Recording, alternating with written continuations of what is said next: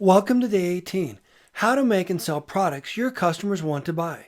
The Retail Solve Blueprint to teach you everything you need to know to confidently grow and scale your brand, build a connected community of loyal evangelists, and multiply your brand's impact, sales, and profits. If we are meeting for the first time, my name is Dan Lohman. I've had the privilege of working with and mentoring hundreds of brands, from pre-revenue to multi-billion dollars in sales. This is the culmination of the best strategies that are working today. I've spent years testing and perfecting them to save you valuable time and money while giving you the edge that you deserve. If you haven't done so yet, download the free 30-day guide to prosperity workbook at retailsolve.com/30-day workbook to help you get the most out of this brand building series. And go back and listen to all the episodes in this masterclass so that you don't miss a thing.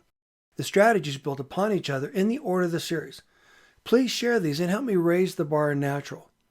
I want to take a moment to recap the last episode, how to use fact-based selling to give your brand a sustainable edge. In that episode, I illustrated how fact-based selling is advanced storytelling, what I call true category management.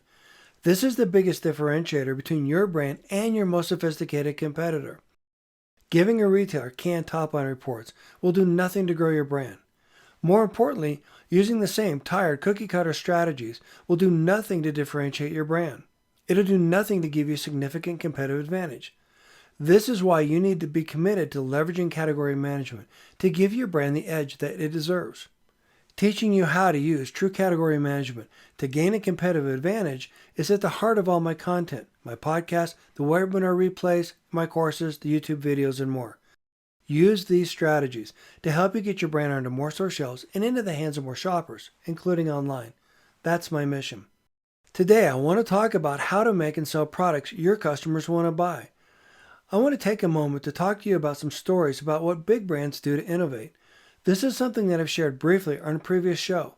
One of the primary drivers for them is to keep their production lines running efficiently.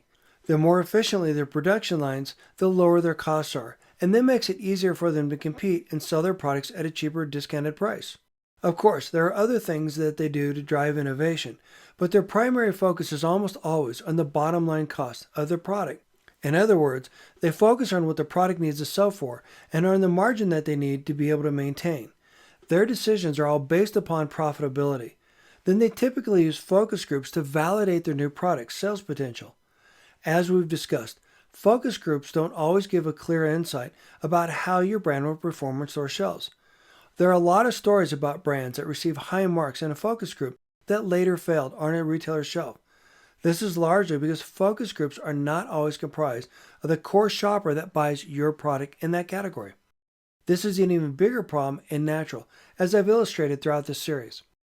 The traditional strategy is that you create a product that you can test on a store shelf. The problem with that strategy is that you need to pre-purchase the packaging. You need to produce and ship the product, and you need to pay slotting fees as well as all the other fees, and then you need to promote it heavily. You then have about 6 months for the item to prove itself before it risks being discontinued by a competitor, and that's assuming you have flawless execution when it comes to getting the item on the shelf all at the same time, which is really rare, especially in natural. This is a horribly expensive proposition, and it's another reason why so many brands fail. There's a better way to make and sell products that your customers are eager to buy. Ready to learn more? This is why it's so critically important to your success to build a thriving community outside of traditional retail around your brand. There are a lot of additional benefits to this strategy, but let's focus on innovation first. Your thriving community should be comprised of loyal, enthusiastic customers that know, like, and trust your brand. You attract them through social media or QR codes or links on the packaging that educate and provide incentives. For example, offer free recipes or other creative uses for your brand. Celebrate other customers enjoying your product. Invite customers in to get exclusive coupons and deals by providing their email address and their first name. Your list or your email list is the most profitable asset for your brand. This is how you future-proof your brand. When you sell your products at a store, including online, you're renting that space and you have no control over how long your brand will be on it or how effective the retailer is at driving traffic to it. However, you can have complete control over your brand success through an online store on your website. In addition, This is a great way to build sales and gain additional runway to pay for support to grow your brand in traditional retail. I recommend that every brand be sold on your own website in addition to online sites like Amazon and in traditional retail, but only when it makes sense. Remember, like we talked about in previous lessons, your product needs to be available everywhere your customer shops, everywhere they shop. One of the best benefits of building a thriving online community is that your committed customers help guide you to create new products that they want to buy. Remember I said that natural is the R&D CPG? It's because we're closer to our ideal customer, and we design products that are designed to address their specific problems, wants, and needs. If you don't have an online community for your brand, build one now. Use a robust email service provider that allows you to segment and personalize your community. We'll talk more about that in a future lesson. I use Drip and Lead Pages. I'll include affiliate links on the podcast webpage if you want to check it out. They allow me to segment listeners and subscribers based upon their wants and needs. They allow me to customize communication with them so that I speak to them at their level. You always want to avoid a one-size-fits-all strategy in every aspect of your business. Anyhow, the reason this matters is because if you have a thriving community, you can ask them exactly what they want to see in your products. I've shared examples of where I've conducted informal studies for a brand on Facebook that I was able to use in a presentation that helped them gain explosive growth. These insights are even more impactful when they come directly from your loyal community. While there are a lot of other benefits, including maximizing your trade marketing ROI, perhaps the biggest benefit comes from asking them about the new product innovation. For example, you can ask your customers what would they prefer, chocolate or banana. A simple question like that can help you choose the right flavor so that when you produce your product and it shows up on a retailer shelf, you have a really good appreciation for how well it'll sell. More importantly, if you do this right, you already have customers lined up to buy your product before it hits retailer shelves. To go one step further, after you segment your audience, you can send out samples so they can try the new product. Then, based on their feedback, you'll know if you already have a hit and how well it will perform on store shelves, long before you spend any money on packaging. You can even use these insights when introducing your new innovation to retailers. You can let them know how well your product performed, as well as share some of the comments customers made when they tried it. You can also let them know that your customers are anxiously awaiting to buy the products as soon as it shows up on store shelves. And the best part about this is that you can share actual shopper testimonials in your new item presentation. Remember, they want insights that they can't get from anyone else. This is your opportunity to illustrate how you're trusted and respected as a category leader. This is how you make products customers are eager to buy. This is also how you leverage the strength of your loyal community to help you get a sustainable edge at retail. For additional inspiration, listen to podcast episode Secrets 51, Ahmed Rahim with Numi Organic and OSC2, and the Climate Collaborative, how an unsung hero changed the way we celebrate food.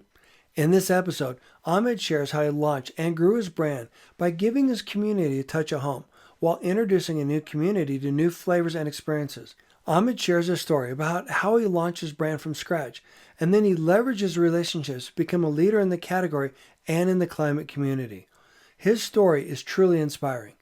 Secret 51, Ahmed with Numi Tea, OSC2, and the Climate Collaborative, how an unsung hero changed the way we celebrate food. Next, listen to Secrets 94 with Maiko Shinner with Maiko's Kitchen, Reinventing Favorite Foods. This is a great episode about how Maiko built a company from scratch. In this episode, she highlights her successes and her failures, as well as the challenges that she faced in creating a disruptive brand that is now a fan favorite. Maiko is a champion and a leader in the plant-based community. We talk about the importance of this growing segment and how you can leverage these strategies that we're talking about here to help grow and scale your brand. Secrets 94, Maiko Shinner with Maiko's Kitchen, Reinventing Favorite Foods. Then listen to Secrets 97, Greg with Calafia Farms in Odwalla, disrupting the category by cleaning it up. Greg launched his brand. It was mission-based and a commitment to cleaning up the category, from his iconic packaging to his innovative flavors. Greg shares how he makes products that customers are eager to buy. You can learn a lot from Greg on this episode. Secrets 97, Greg from Calafia Farms in Odwalla, disrupting the category by cleaning it up.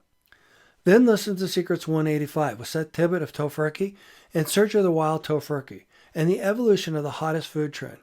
Seth's story is an iconic founder story. His story is a lot of fun to listen to as he talks about the different challenges that he faced and how he had to build a cult or like following around his brand. What makes Seth's story so impactful is his persuasive and commitment to solving the fundamental need for growing a community. Seth also acted as a mentor for Amico and a lot of other brands. Learn how Hippie created and grew a vegan meat company and how he leads the hottest growing trend across the category, plant-based foods. Tip of the day, natural is the R&D for CPG. Natural products are driving the profitable trends. Co-creating with your loyal tribe can dramatically improve new item launches while streamlining innovation, giving shoppers products that they're eager to buy. I've recorded this on video, which has illustrations and additional information that I can't share on an audio podcast. You can watch a company video on the podcast webpage, and you can get there by going to brandsecretsandstrategies.com/session244. In tomorrow's show, we'll talk about how to become an expert in your retail partner.